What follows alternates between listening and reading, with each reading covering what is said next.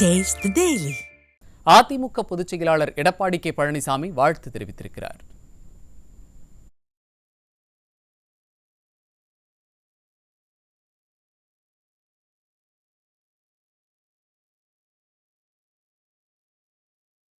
இது தொடர்பாக அவர் வெளியிட்டுள்ள அறிக்கையில், தியாகத்தை போற்றும் புனித திருநாளாம் பக்ரீத் திருநாளை இறையுணர்வுடன் கொண்டாடி மகிழும் அன்பிற்கினிய இஸ்லாமிய பெருமக்கள் அனைவருக்கும் உலங்கணிந்த பக்ரீத் திருநாள் நல்வாழ்த்துக்களை மகிழ்ச்சியோடு தெரிவித்துக் கொள்வதாக தெரிவித்துள்ளார்.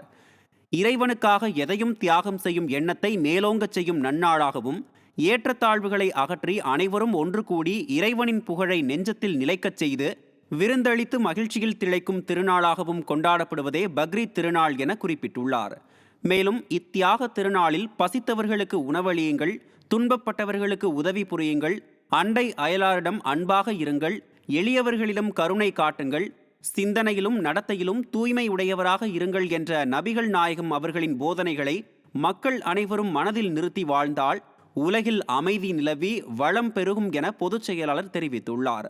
இஸ்லாமிய பெருமக்கள் மகிழ்ச்சியோடு கொண்டாடும் இந்த இனிய திருநாளில் எல்லோரிடமும் இறை உணர்வும் தியாக சிந்தனையும் சகோதரத்துவமும் மலரட்டும் எனவும், அது மனிதகுல நல்வாழ்விற்கு மகோன்னதமாய் வழிகோலட்டும் என்று மனதார வாழ்த்தி, இஸ்லாமிய சகோதர சகோதரிகள் அனைவருக்கும் புரட்சித் தலைவர் எம்ஜிஆர், புரட்சித் தலைவி அம்மா ஆகியோரது நல்வழியில் பக்ரீத் திருநாள் வாழ்த்துக்களை மீண்டும் ஒருமுறை உரித்தாக்கிக் கொள்வதாக பொதுச் செயலாளர் எடப்பாடி கே பழனிசாமி தனது அறிக்கையில் குறிப்பிட்டுள்ளார்.